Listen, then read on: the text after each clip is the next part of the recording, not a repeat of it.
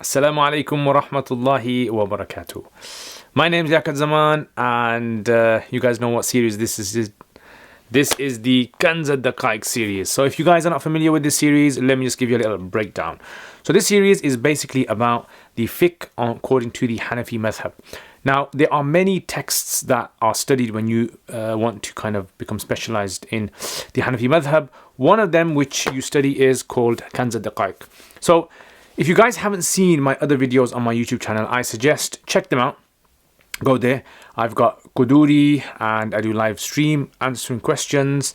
And I've also got, if you check out in the corner over here, I've also got a link to some of my other courses that you can register for. So I've got like the Usul al-Fiqh course, which is 28 lessons. And in 28 lessons, inshallah, you will understand all of the Hanafi major Usul principles that govern the Hanafi school of how Hanafis derive rulings. So it's a very, very, very good course, I would say, for anyone who really wants to get into it. I know I'm going to say it's very good because obviously I made it. But seriously, lots of people have done it and benefited a lot from it. And I also do Usul al-Shashi as well. And I'm going to be uploading soon Nur al-Anwar as well. Now, maybe if you're watching this, I don't know, in the future, I've probably already uploaded it. So who knows? Anyway, let's get back with this then. So we are talking about the transactions and the trades, yeah?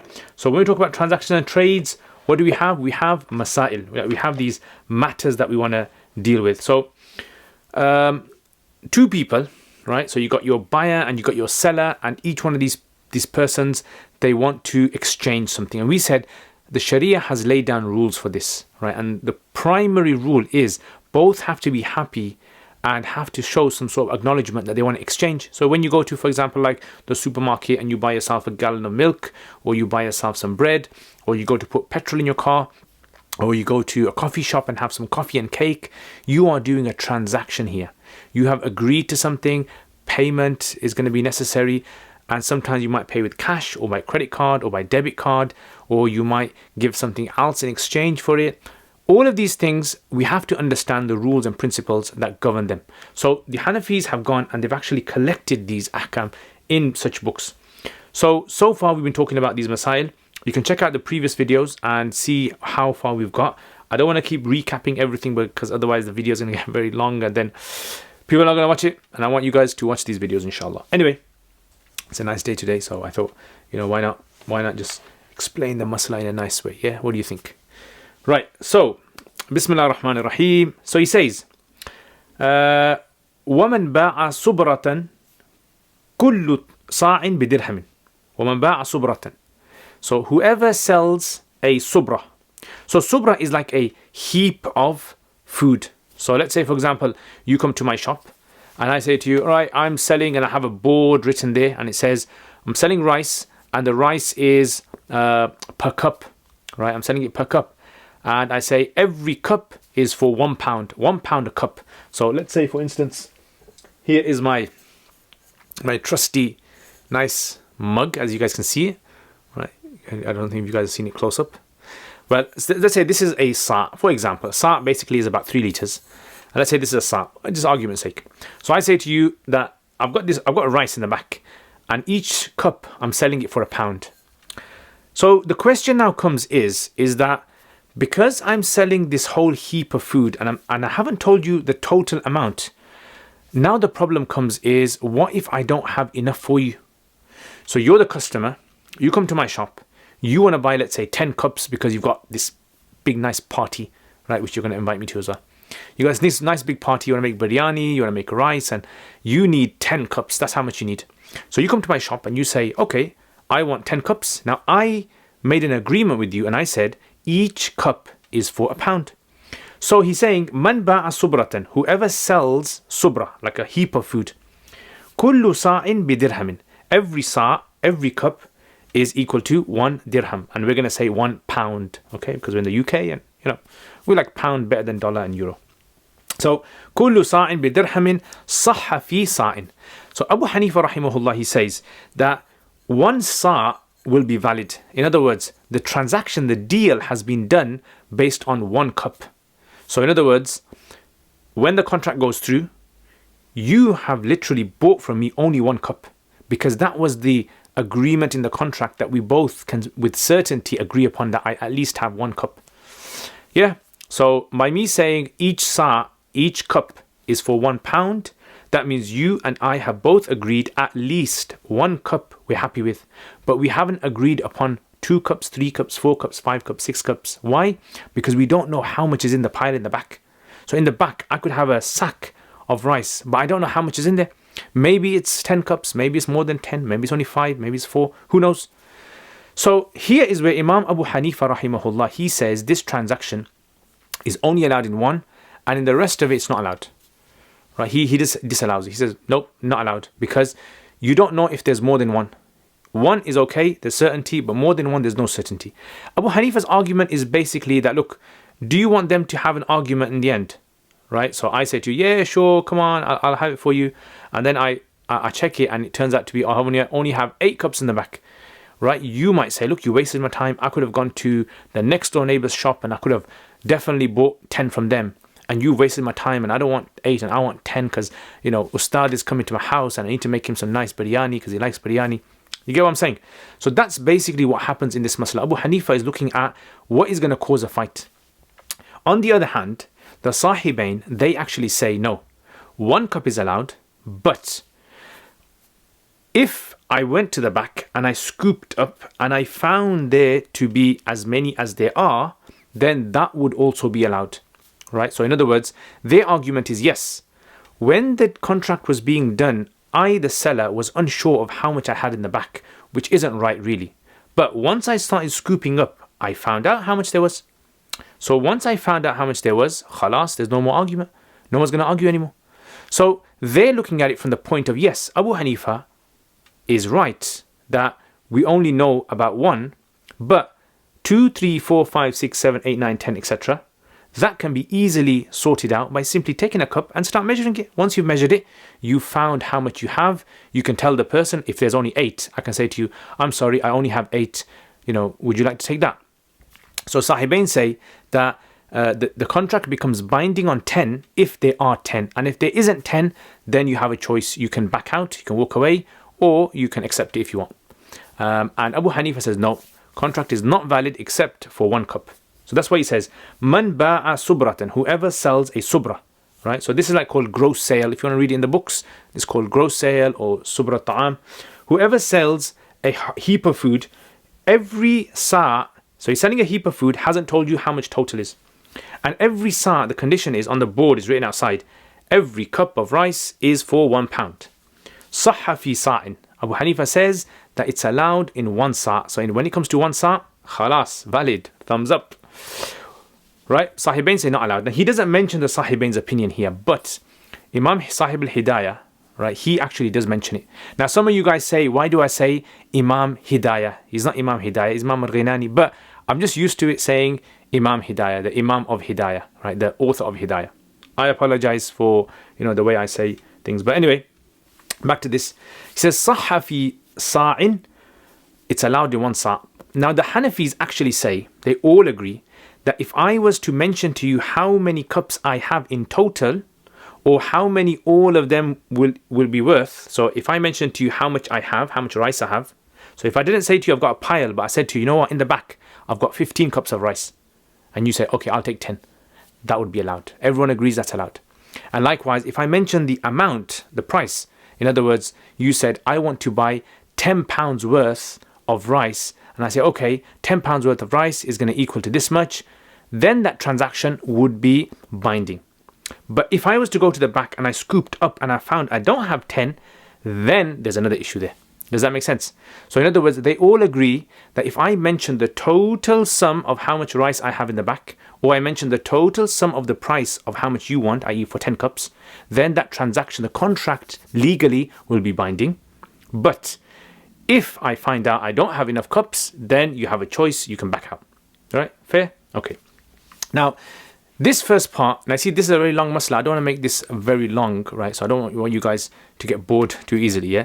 So, you know, I remember when I studied this masala, the first time I came across it was in Qudoori, was in the 2nd year, and this was like 2001, I think it was. Was it 1? Yeah, maybe 2001. 2001 I studied this in, and I remember I found this masala very difficult to understand. And I'm sure many of you guys have found it difficult. If you have found this masala difficult to understand from studying it previously, put in the comments, inshallah. And if you still find it difficult, even then put in the comments as well, inshallah. So he says, صح في صاع. Now, okay, let's put all of that to one side now. Now, items, when you're selling items are divided into two categories. They're either fungible or non-fungible. What does fungible mean? Fungible means that they can easily be replaced. Non-fungible means that they can't be replaced. So, if something is fungible, it means like rice is fungible. Like if I lose one cup, I can easily replace it with another cup. They're identical, right? Each cup is identical. Obviously, subhanallah, if you were to go into the science of it and say, no, each rice is unique and all of that, we're not going to go into that. We're just talking about generally, one cup of rice is equal to another cup of rice. Non-fungible items are those items which cannot be replaced, right? So animals come under that. Animals cannot be replaced. One animal, one goat is very different from another goat. You can't get two identical goats because one might be very healthy, one might be very fat, one might be very skinny, one might be quite ill. So they can't be the same. And likewise, land as well is non-fungible, right? Because certain types of land, like 1 square meter of land in one part of the garden can be different from one square from the other. One might have more fertile soil, one might have better sunlight, etc. All these factors, they mean that land is not fungible. It's non-fungible.